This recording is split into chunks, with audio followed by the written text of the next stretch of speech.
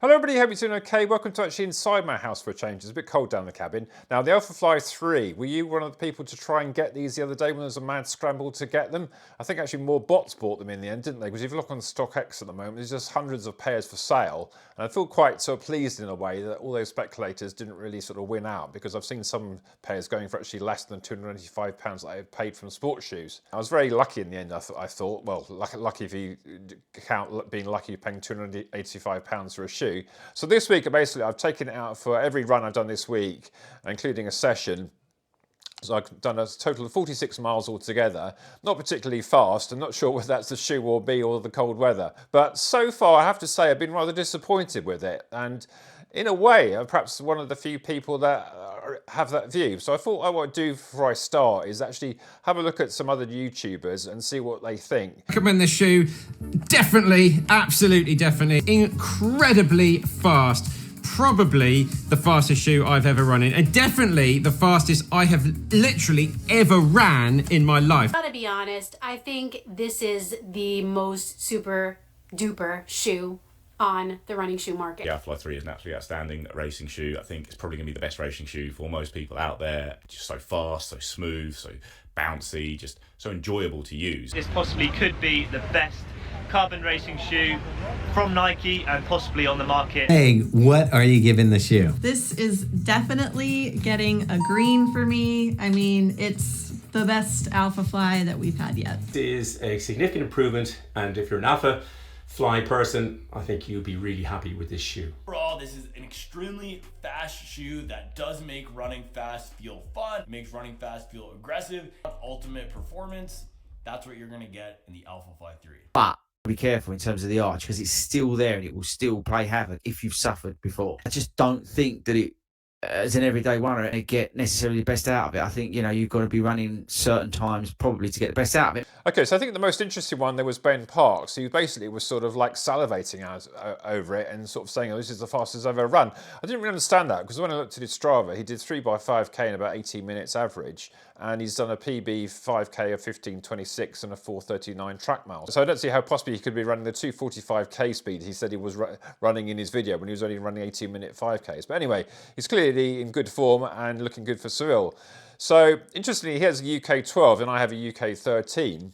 So what is it about the shoe that I dislike but everyone else seems to think is really amazing? Well, I think the first thing to notice is I've got very narrow feet, and I've put up like a picture of my foot overlaid on the back of the shoe. And if I actually show you there the difference between the back of the Alphafly 3 here and the original Vaporfly, which is kind of probably my favourite shoe, you look and see how much narrower the Vaporfly is, and a lot of people may think that's a turn off, but for me, with long narrow feet, having a wide shoe at the base just feels like you've got like clown boots on. And I always feel the Alphafly feels a bit clumpy, and I certainly haven't changed my view here.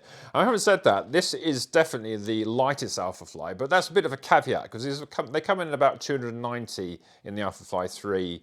For me, the Alphafly 1 was about 302 grams, and the Alphafly 2 was 325. But all of those shoes are still quite heavy. I mean, if a shoe's under 300 grams, that's not bad for like a sort of a training shoe. I mean, the endorphin speed's about 280. So this is still heavier than an endorphin speed. Okay, it might be a lot more tech involved, but just goes to show the sort of scale we're dealing with. Well, as I've seen in some of the smaller sizes, the actual difference between the Vaporfly and the Alphafly is a lot less. The Vaporfly 1 for me was about 250 grams, 250 to 260 depending on what shoe you had. So the key difference between the shoes really, I think, is in the fact that the actual form factor being a bit lighter, just sort of, and a lot more narrow, just sort of feels like that just suits me so much better. And if you actually look at the flex on the Alphafly 3, it doesn't really flex at all, whereas the first Vaporfly, maybe these are a bit old, but they just do feel that they flex slightly more. And I do sort of tend to sort of land at the toes here, and it's quite sort of thin at the toes. So it's not too much material here. And I've actually done 3 marathons in the Vaporfly 1, but I don't think I'm really going to be looking to do any races in this one. I mean, this week, I think I did, my session was 3 by 10 minutes and 3 by 2 minutes. And I did 7:10 pace in the 10-minute intervals and at about sort of 6:15, 6:20 pace in the 2-minute ones. But it just felt like the shoe was working against me. I felt like every time I sort of was running, I felt I was almost having to lift the shoe off the ground. And it's not like a heavy shoe, as I say, but it's not like the lightest. And the fact that the AirPods just feel like they're almost like working against me. I always feel that, what do they actually really do for me? Because in the Vaporflies, you just have the ZoomX there, and they, I mean, not such a sort of big stack. It kind of looks so much bigger in the Alphafly, doesn't it? I mean, it's still, I think, notional 40 at the back for the standard size, and I think it's an 8mm drop. But it just sort of feel like when you're landing on these that it's not really doing anything for me. And if anything, you just sort of like land and, oh, it's just sort of like, it's just sort of a frustrating experience. You feel like every time the next step is sort of like, oh, I've got to lift my foot off the ground again. Whereas in these, you feel like you just sort of bounce off the ground. It just feels so much more effortless. So it's interesting, all these other YouTubers sort of like finding this so much better. If we look at the Outsole and how it's holding up, you can see that you've got this sort of reinforced rubber over the AirPods here. And I've actually made a bit of an effort to clean these up because they were quite dirty on the sort of like old icy roads this week. Didn't have any grip problems, to be fair. I mean, there's a few icy patches, and I just sort of took it cautiously. And sometimes if on the corners, if I saw a bit of ice, I would just sort of ease off. But I didn't ever time feel like I was slipping, that was a good sign. I didn't really ever have too much problems with traction in shoes. I think I'm such a long, narrow foot that I've got so much more sort of foot in contact with the ground, haven't I? So yeah, nothing to worry about there.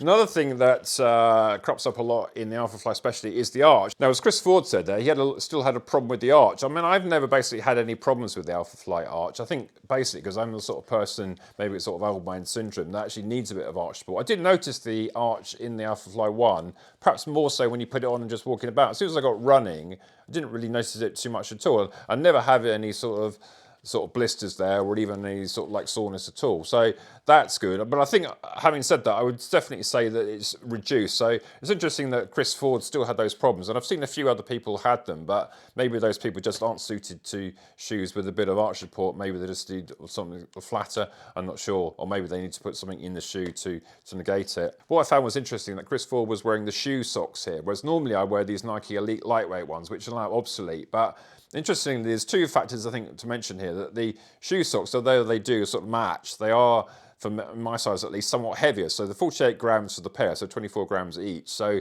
when you talk about the weight of a shoe, you've got to add on the weight of the socks, whereas these are only 36 grams a pair, only 18 grams. So much thinner. And I also don't like the fact in these ones, there's quite a lot of padding at the front, and I had a really bad blister the other day in that area, and it was kind of frustrating because you took the sock off and found it was completely blooded. It wasn't in the arch, it was more in the toes. I'm not totally sure whether I can then blame the shoe. Was it a combination of the shoe and the socks? Who's to say? But I've gone back to my normal lightweight ones, and I've saved a bit of weight, and I just feel sort of so much more happy in these ones. Just a shame that they've run out. I've bought every pair on eBay, so there's probably not many more left to buy. But yeah, sometimes you also got to think about your socks. If you also look at the upper here, it's basically a sock upper, which in a way is kind of good for someone with a narrow foot because it sort of stretches. But in a way, it's also like tricky because the laces here, although they are these sort of ones which don't really sort of like go loose, they are quite hard to actually get it down anymore. It's the problem with a, like a sock. If you imagine putting a sock on normally, you kind of is what it is, isn't it? I mean, you can't really sort of like make it any tighter. And it's a bit like that in a shoe. I mean, obviously you can use the laces to help a bit, but then you get sort of pressure over the top here. So, I mean, normally I've always got like the tongues touching.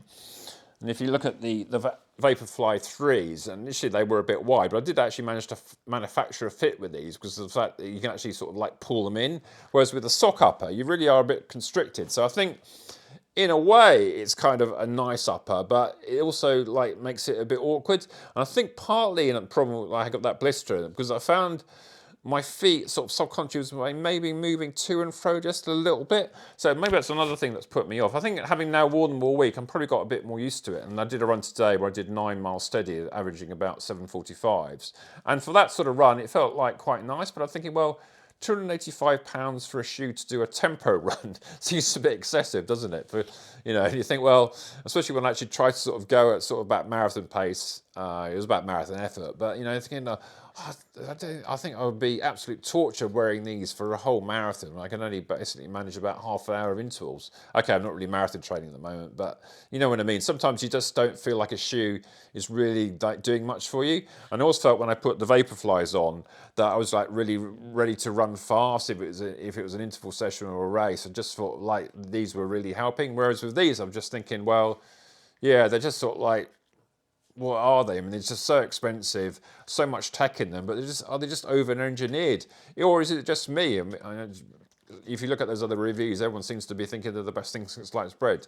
So I'd be interested to know from you how you're getting on with them, if you've got a pair. If you didn't manage to get a pair this time, are you looking to get a pair in the next drop? And yeah, basically, do you think these are the shoes for you? Or like me, are you a bit sort of like on the fence and thinking, well, you know, I've just got an expensive tempo shoe here and I'll be back to the Vaporflies for any sort of serious running. So I hope you found this interesting. Like and subscribe and see you on the next one. Okay, I thought I'd just show you putting the shoe on just to see how easy it is, or relatively. It's a bit easier than the previous Alphaflies, I have to say. So just put the foot in and then push it back. I didn't even bother using the pull tab.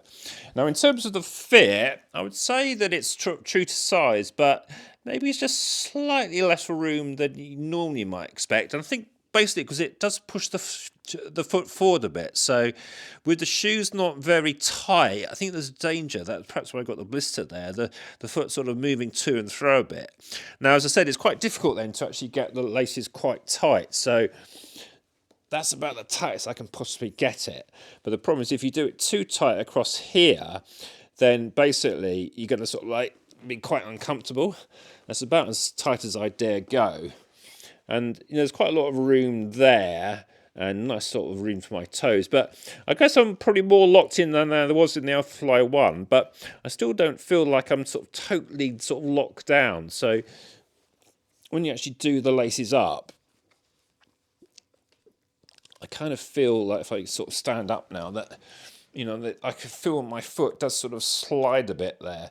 Whereas in the Vaporflies, I've got them so tight, it's just not moving at all. So I do find that slightly disconcerting and perhaps one of the reasons that I'm not totally au fait with it. But in terms of the fit, it could be a lot worse, to be fair. I think this atom knit will stretch quite a lot. So if you've got a somewhat wider foot than me, you're probably going to find this really quite nice because that will fit like a glove. Whereas for me, it's sort of like, it sort of fits, but it sort of doesn't. It's just a bit frustrating. I think I prefer a normal upper if I'm really pushed. I thought I should also mention that you do get a nice bag that come with the shoes. And I do find a nice bag quite helpful. I mean, it's only like a very cheap thing, but if you're going to a race or just putting them in the car, I've got so many pairs of shoes now that I can sort of like spot the pairs of shoes in the bag so much more easily. And previously it was a white bag colour, and now it's more like a sort of a browny colour. So yeah, it's a nice touch, I think.